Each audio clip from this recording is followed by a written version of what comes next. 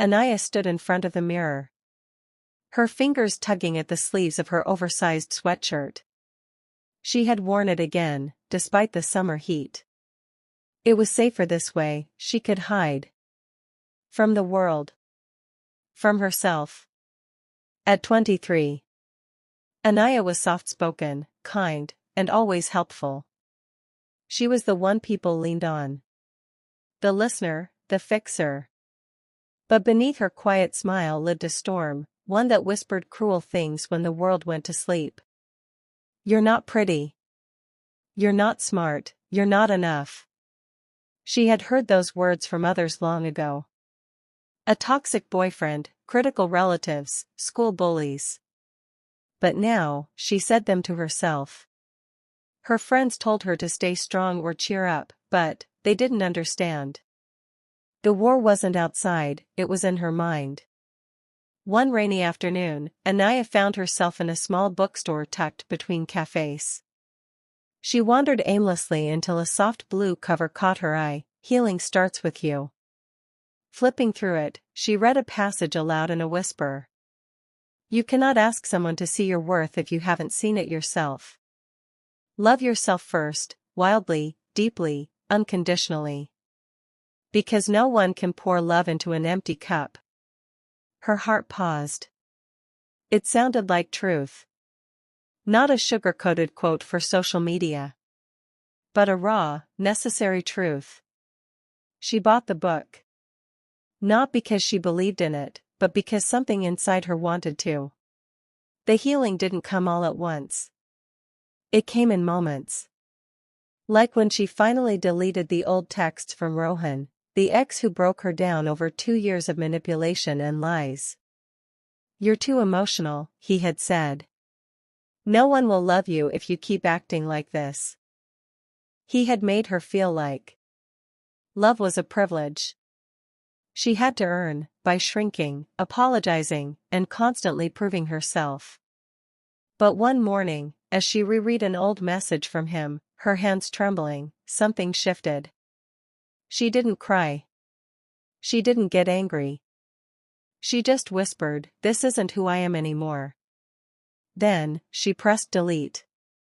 Healing, she realized, was not an Instagram post or a single decision.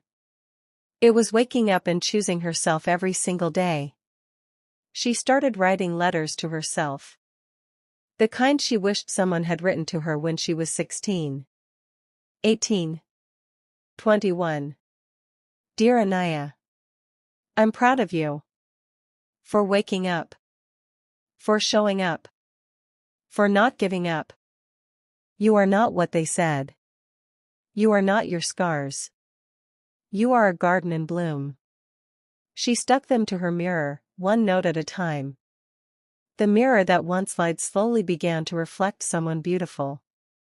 Not because of how she looked, but because of how she spoke to herself.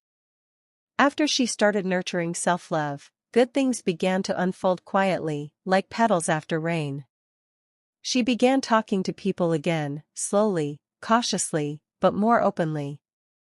That's when she met Vihan. A boy named Vihan. He worked at the cafe where Anaya sometimes wrote in her journal.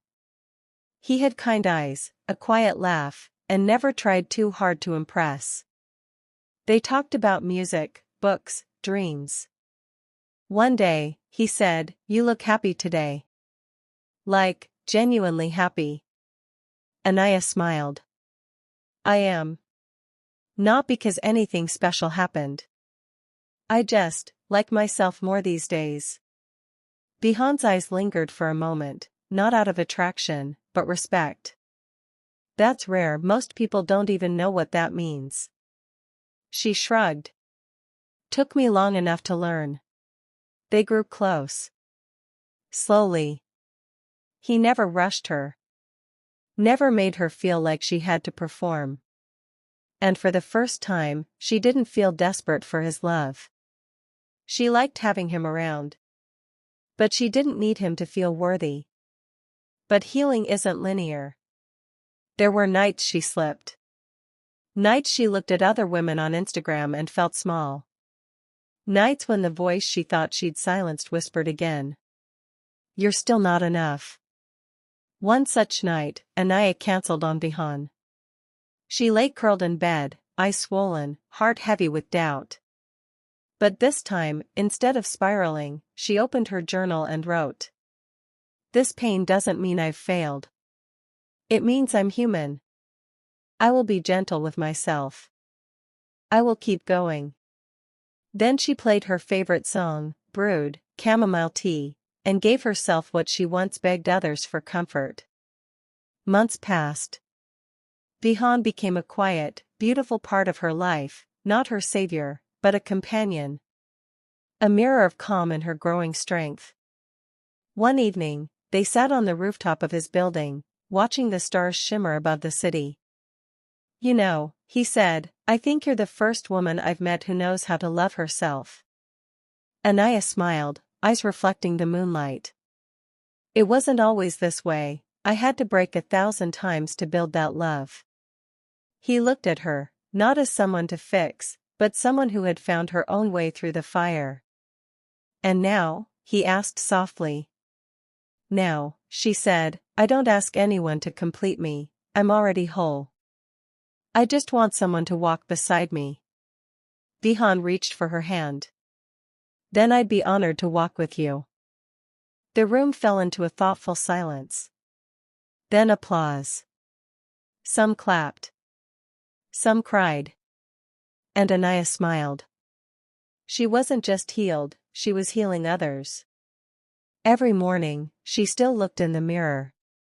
She still wore oversized sweatshirts sometimes. But now out of comfort, not shame. She still had bad days. But they no longer defined her. Because every time the mirror asked, who are you? She had the answer. I am someone who chose myself, before anyone else ever did. And I'll keep choosing me. Every single day. Before the world sees your beauty, you must see it first. Before love finds you, you must build it within. Because the deepest, strongest, and most lasting love is the one you give yourself.